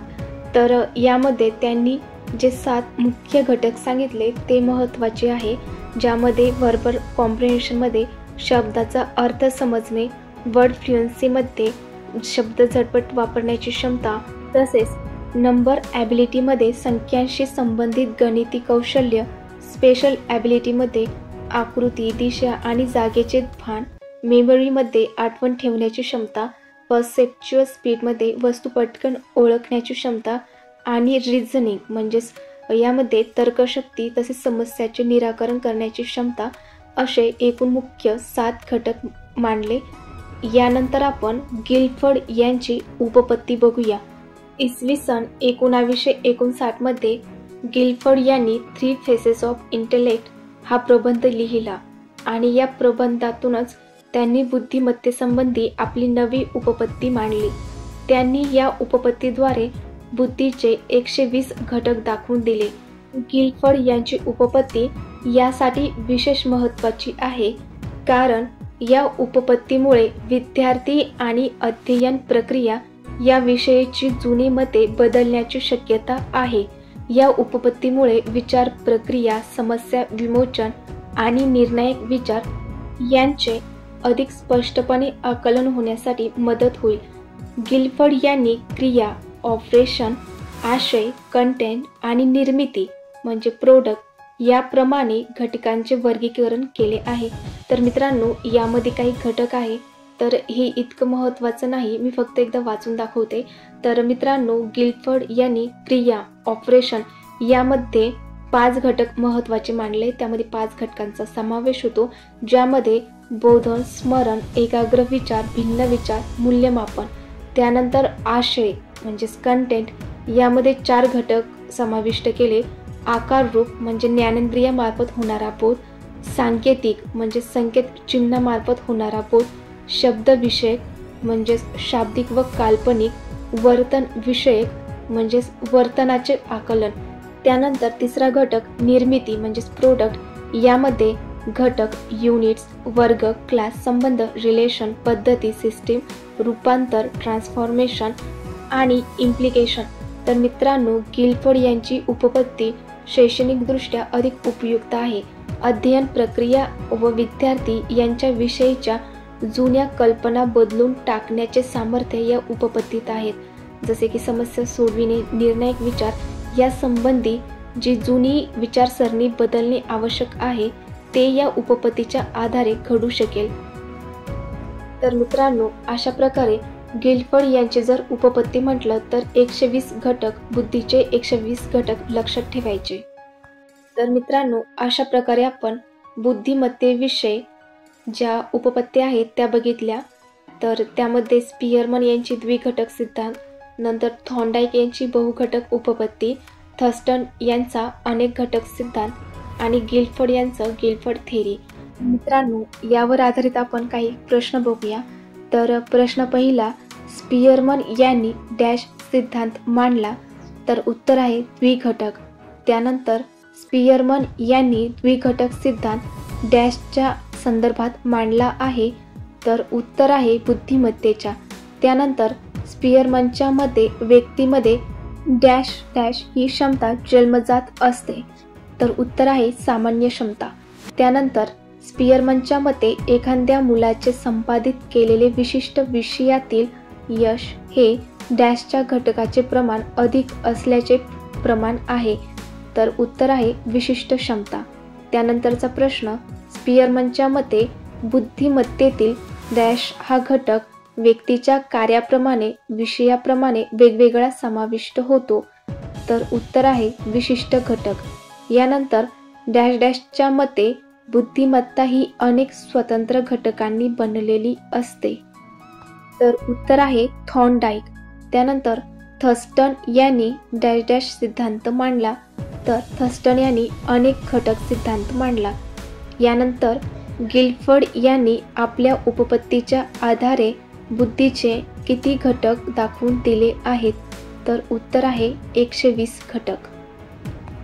तर मित्रांनो, अशा प्रकारे आपण बुद्धिमत्ता आणि त्याच्या ज्या उपपत्त्या आहेत त्या थोडक्यात बघितल्या आणि त्यावर आधारित काही महत्त्वाचे प्रश्न देखील बघितले. तर मित्रांनो, व्हिडिओ जर आवडला असेल तर नक्की लाईक, शेअर आणि सबस्क्राईब करा. आजचा आपला हा जो पाठ आहे तो आहे पाठ 8. तर मित्रांनो, प्रश्नाला सुरुवात करूया. प्रश्न पहिला, शिक्षक हक्क कायदा 2009 नुसार डॅश वर्षे वयोगटातील प्रत्येक बालकाला सक्तीचे व मोफत शिक्षण मिळणे हा मूलभूत हक्क बनला आहे. तर उत्तर आहे 6 ते 14. प्रश्न दुसरा, 1995च्या कायद्यानुसार प्रत्येक अपंग बालकाला तो वयाची डॅश वर्ष पूर्ण करेपर्यंत मोफत शिक्षण देण्याची जबाबदारी सरकारची आहे. तर उत्तर आहे 18. प्रश्न 3, डॅशमध्ये भारत सरकारच्या मानव संसाधन विकास मंत्रालयाने केंद्र प्रायोजित एकात्मिक शिक्षण योजना सुरू केली. तर उत्तर आहे 1992. त्यानंतर प्रश्न 4, दिव्यांग व्यक्ती हक्क कायदा 2016 नुसार खाजगी क्षेत्रात किती टक्के आरक्षण देण्यात आले आहे? तर उत्तर आहे 5%. प्रश्न 5, माध्यमिक शिक्षणाच्या सार्वत्रिकरणासाठी केंद्र शासनाने राष्ट्रीय माध्यमिक शिक्षा अभियानाची सुरुवात केव्हा केली? तर उत्तर आहे मार्च 2009. मित्रांनो, यानंतर आपण घटक अध्यापनाचे मार्ग किंवा प्रकार, मोड्स और मेथड्स ऑफ टीचिंग याबद्दल प्रश्न बघूयात. तर प्रश्न 6, विशिष्ट उद्दीपक, विशिष्ट प्रतिक्रिया असे संबंध प्रस्थापित करणे म्हणजेच डॅश डॅश होय. तर उत्तर आहे अभिसंधान, कंडिशनिंग. प्रश्न 7, विद्यार्थ्यांच्या वर्तनाला हवे तसे वळण देता येते. तर प्रशिक्षणामुळे म्हणजेच ट्रेनिंगमुळे विद्यार्थ्यांच्या वर्तनाला हवे तसे वळण देता येते. प्रश्न 8, डॅश म्हणजे ध्येयप्रेरित व पूर्वनियोजित अध्यापन प्रक्रिया होय. तर उत्तर आहे अनुदेशन, इन्स्ट्रक्शन. प्रश्न 9, अध्ययनार्थीमध्ये विशिष्ट प्रकारच्या श्रद्धा निर्माण करणे, विशिष्ट मूल्य रुजविणे यासाठी जो अध्यापन प्रकार वापरला जातो तो म्हणजे संस्करण होय, इंडोक्ट्रिनेशन. प्रश्न 10, शिक्षणाचे अंतिम ध्येय गाठण्यासाठी नियोजनपूर्ण तयार केलेले साधन किंवा तंत्र म्हणजे अनुदेशन म्हणजेच इन्स्ट्रक्शन होय. तर मित्रांनो, या ठिकाणी लक्षात ठेवा, अभिसंधान, कंडिशनिंग म्हणजे काय? तर एखाद्या विशिष्ट संकेतावर विशिष्ट प्रतिक्रिया देण्याची सवय तयार करणे. फॉर एक्झाम्पल, विद्यार्थी घंटा वाजली की लगेच वर्गात येतो. त्यानंतर प्रशिक्षण किंवा ट्रेनिंग म्हणजे काय? तर एखादं वर्तन हवं तसं घडवण्यासाठी सराव करून घेणे. फॉर एक्झाम्पल, शिक्षक विद्यार्थ्यांना नीट लिहिण्याचं प्रशिक्षण देतात. त्यानंतर अनुदेशन, इन्स्ट्रक्शन म्हणजे काय? तर उद्दिष्टपूर्ण आणि नियोजित शिकवण्याची प्रक्रिया होय. उदाहरणार्थ, शिक्षकाने दिलेलं ध्येयपूर्वक अध्यापन म्हणजे अनुदेशन होय. त्यानंतर संस्कारण, इंडोक्ट्रिनेशन म्हणजे काय? तर विशिष्ट विचार, श्रद्धा किंवा मूल्ये मनात खोलवर बिंबवणे. फॉर एक्झाम्पल, शिक्षणातून काही ठराविक मूल्य विद्यार्थ्यांच्या मनात रुजवली जातात. तर मित्रांनो, थोडक्यात जर सांगायचं झालं तर कंडिशनिंग म्हणजे सवय लावणे, ट्रेनिंग म्हणजे सराव, इन्स्ट्रक्शन म्हणजे नियोजित शिकवणं आणि इंडोक्ट्रिनेशन म्हणजे श्रद्धा किंवा मूल्य मनात बिंबवणं. यानंतर प्रश्न 11, आधी शिकलेल्या कौशल्याचा दुसरे कौशल्य शिकण्यास उपयोग होणे यास काय म्हणतात? तर उत्तर आहे धन संक्रमण. प्रश्न 12, डॅशमुळे सुरुवातीला अध्ययन कौशल्य वाढले तरी नंतर विपरीत परिणाम झालेला आढळतो. तर उत्तर आहे निंदा. प्रश्न 13, ज्या पद्धतीत विशिष्ट उद्दिष्ट ठेवून नमुना निवड केली जाते त्यास डॅश निवड म्हणतात. तर उत्तर आहे सहहेतुक नमुना. प्रश्न 14, इयत्ता 4थीतील विद्यार्थ्यांचे इंग्रजी हस्ताक्षर सुधारणे ही समस्या सोडविण्याकरता कोणत्या संशोधन पद्धतीचा उपयोग कराल? तर उत्तर आहे कृती. प्रश्न 15, 2 अध्यापन पद्धतीच्या यशाची व अपयशाची कारणे शोधण्यासाठी संशोधनाच्या कोणत्या पद्धतीचा उपयोग करता येईल? तर उत्तर आहे तुलनात्मक कार्यकारण. तर मित्रांनो, थोडक्यात सांगायचं झालं तर धन संक्रमण, पॉझिटिव्ह ट्रान्सफर म्हणजे काय? तर आधी शिकलेल्या कौशल्यामुळे दुसरं कौशल्य शिकायला मदत होते. उदाहरण, गणितात जर आलेख शिकलात तर भूगोलात आलेख काढायला सोपं जातं. त्यानंतर ऋण संक्रमण, निगेटिव्ह ट्रान्सफर म्हणजे काय? तर आधी शिकलेल्या कौशल्यामुळे नवीन कौशल्य शिकायला अडथळा येतो. तर उदाहरणार्थ, विद्यार्थी जर इंग्रजी शब्द मराठी उच्चाराप्रमाणे वाचतो तर योग्य इंग्रजी उच्चार शिकताना गोंधळ होतो. त्यानंतर शून्य संक्रमण, झिरो ट्रान्सफर म्हणजे काय, तर आधीचं शिकलेलं आणि नवीन शिकलेलं यांचा एकमेकांशी काही संबंध नसतो. उदाहरणार्थ, चित्रकला शिकल्याने गणित शिकायला काही मदत होत नसते. यानंतर प्रश्न 16वा, खालीलपैकी कोणती अध्यापनाची तत्वे आहेत? तर उत्तर आहे सहनशीलता, व्यक्तिगत फरक, लोकशाही प्रधानता आणि योजनाबद्धता. प्रश्न 17वा, भाषा अभ्यासक्रमातून लिंग समभाव रुजविण्यासाठीच्या उपक्रमामध्ये डॅश. तर उत्तर आहे भाषा विषय अध्यापनात लिंग समभाव दर्शविणारे सर्वसमावेशक शब्द वापरावेत. प्रश्न 18वा, गुरुकुल व आश्रम पद्धती ह्या संकल्पना कोणत्या शिक्षण पद्धतीच्या देणगी आहेत? तर उत्तर आहे वैदिक शिक्षण पद्धतीच्या. प्रश्न 19वा, अध्यापनाच्या उद्गामी पद्धतीचा प्रवर्तक कोण आहे? तर उत्तर आहे बेकन हा उद्गामी पद्धतीचा प्रवर्तक आहे. प्रश्न 20वा, जी मुले नियमित व अधिक वेळ देऊन अभ्यास करतात त्या मुलांना नक्की परीक्षेत यश मिळते याची जाणीव इतर विद्यार्थ्यांना होत असते. हे कोणत्या पद्धतीचे उदाहरण आहे? तर उत्तर आहे उद्गामी पद्धत. तर मित्रांनो, आपण या ठिकाणी थोडक्यात अध्यापनाच्या ज्या पद्धती आहेत त्या बघूया. तर पहिली पद्धत जी आहे उद्गामी पद्धत, आपण जी वरती प्रश्नामध्ये बघितली इंडक्टिव्ह मेथड. तर मित्रांनो, याचा अर्थ होतो विशिष्ट उदाहरणापासून सामान्य नियमाकडे जाण्याची पद्धत. विद्यार्थी निरीक्षण आणि अनुभवातून स्वतः निष्कर्ष काढत असतो. उदाहरणार्थ, जी मुले नियमित अभ्यास करतात ती यशस्वी होतात. हे पाहून विद्यार्थी असा निष्कर्ष काढतो की नियमित अभ्यासाने यश मिळते. त्यानंतर दुसरी पद्धत निगमन पद्धत, डिडक्टिव्ह मेथड. तर याचा अर्थ होतो सामान्य नियमापासून विशिष्ट उदाहरणाकडे जाण्याची पद्धत. शिक्षक आधी नियम सांगतो आणि नंतर त्याची उदाहरणे देतो. तर उदाहरणार्थ, शिक्षक सांगतो मेहनती विद्यार्थी यशस्वी होतो आणि मग मेहनती विद्यार्थ्यांचे उदाहरण दाखवतो. त्यानंतर विश्लेषण पद्धत, ॲनालिटिकल मेथड. तर अर्थ असा आहे की एखाद्या समस्येचे छोटे छोटे भाग करून तिचा अभ्यास करणे. उदाहरणार्थ, गणितातील उदाहरण टप्प्याटप्प्याने सोडवणे. त्यानंतर चौथी पद्धत संश्लेषण पद्धत, सिंथेटिक मेथड. छोटे छोटे भाग एकत्र करून पूर्ण ज्ञान किंवा निष्कर्ष तयार करणे. तर मित्रांनो, विद्यार्थी वेगवेगळ्या विषयांमधून मिळालेले ज्ञान एकत्र करून एखादा प्रोजेक्ट तयार करतात. त्या ठिकाणी संश्लेषण पद्धत यूज करतात. मित्रांनो, यानंतर प्रश्न 21वा, मानसशास्त्राची वस्तुनिष्ठ पद्धती म्हणून कोणत्या शास्त्रीय पद्धतीस ओळखले जाते?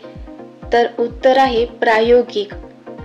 प्रश्न 22वा, मानसशास्त्राच्या कोणत्या पद्धतीमध्ये मन हीच प्रयोगशाळा असते? तर उत्तर आहे आत्मनिरीक्षण. प्रश्न 23वा, संकल्पना प्राप्ती प्रतिमानाचे उद्गाता कोण आहे?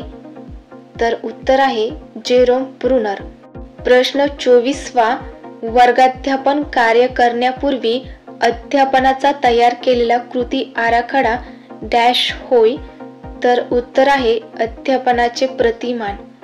प्रश्न 25वा, प्रकल्प पद्धतीचे जनक क्लिपपॅट्रिक यांचे गुरु कोण आहे? तर उत्तर आहे जॉन ड्यूई. तर मित्रांनो, अशा प्रकारे आपण बालमानसशास्त्राचे 30 प्रश्न आणि त्यामध्ये जे इम्पॉर्टंट पॉईंट आहे त्यांचे डिटेल विश्लेषण देखील बघितले आहे. तर व्हिडिओ जर आवडला असेल तर नक्की लाईक, शेअर आणि सबस्क्राईब करा. व्हिडिओ बघितल्याबद्दल धन्यवाद.